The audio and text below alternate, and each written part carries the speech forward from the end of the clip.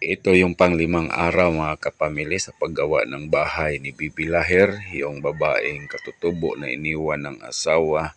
1 taon na ang nakalipas, may 6 siyang anak. At ngayon, nilagyan na namin ng walling gamit ang lumang yero. At nilagyan ng bubong kasi matibay pa naman yung lumang yero. Huwag niyo palang kalimutan mga kapamilya, isuporta ang YouTube channel Analisa Curse. Paki-like, hit the notification bell, and subscribe. Hello. Day 5 na ngayon. Ayan gumagawa si papamili ng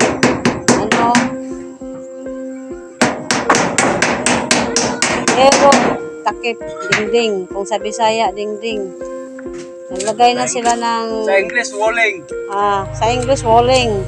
Nag-walling na sila, si kapamili dito. Malapit din, bubong, roping. Roping sa babaw. Sa taas. Roping. Tapos dito. Pinagpawisan ako ng maraming singot. Parang ka na dyan, yung pulubi dyan. Pulubi. Ang dungis mo na, Daig mo pang bundok. Galing galing kuha ng kamote. O sa palayan, ang dungis, ang dumi ng damit, si kapamili. Kawawa. Parang namasura. Nalingkamot para matapos yung bahay ni Bibi Laher. Ayan si Bibi. Andyan si Bibi, naglilinis. Naglinis ng mga damo. Mga damo-damo. Ayan. Ito kasi yung niya, paligid. Taniman daw niya ng mga gulay. Ayan. So, mga ilang araw siguro pag may na siya sahig, pwede na sila lumipat dito.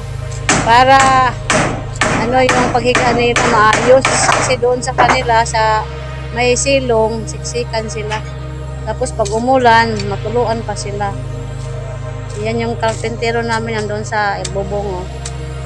So malapit na matapos yung banda dito sa kabila. Pero yung sa kabila, wala pa. Kulang pa ng yung 2x2. So malapit na. Mga kapamili, pinagpawisan kami ng maraming singot. Grabing singot ng todo ang tulong. Family.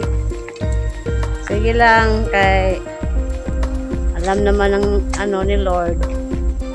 So may yan, siya na lang yung magbigay ng blessing. Salamat kay Ma'am Lani Wonder Woman sa tulong niya.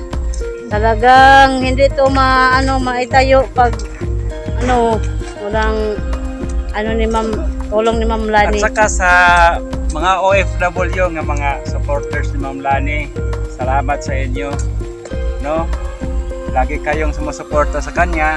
At huwag nyo rin kalimutan i-subscribe yung channel din namin, Analisa Curse, para ito sa aming pagpatuloy dito sa Surigao del Sur sa aming mga ginagawa.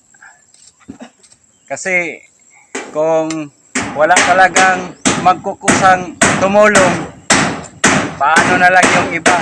Kailangan talaga may mangungunang magtulong para yung iba mahawaan, tulong-tulong ang lahat.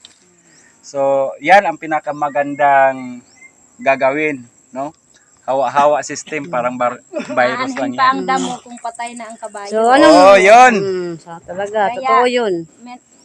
Yun sa Tagalog. Kaya may panahon pa na may marami pang kabayo, marami pang damo, papakain na sa kabayo. So, anong naramdaman mo ngayon, kapamili? Pagod ako kasi pawis kanina, yung yero. Ubos talaga yung yero. Dala ko dito para magbabaho yung karpentero natin. Yung karpentero din namin sa kalam, kahit may edad na, tingnan mo. So, robo-robo pa to. So, bukas, anong ba gagawin nyo? Bukas, na namin yung, ano ba yung tawag nun? Sahig. Yung floor, yung sahig, yung mga sahig. tabla. Aayusin para di tayo mahirapan lumakad doon sa loob. Kasi baka tayo... Baka magkabuwasot-buwasot pa kami dyan.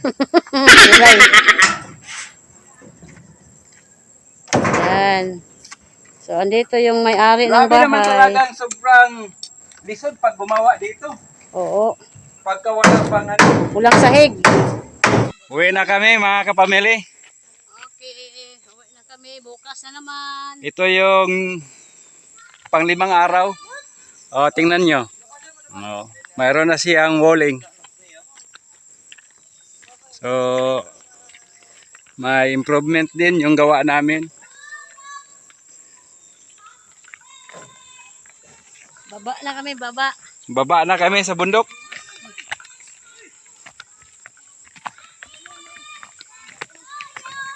Taos puso po kaming nagpapasalamat sa mga tumutulong, sumusuporta. Lalo na sa Team Lani Wonder Woman around the world. At saka sa mga OFW around the world. So bye-bye! Dito na lang kami. Don't forget to subscribe. Analisa Curse!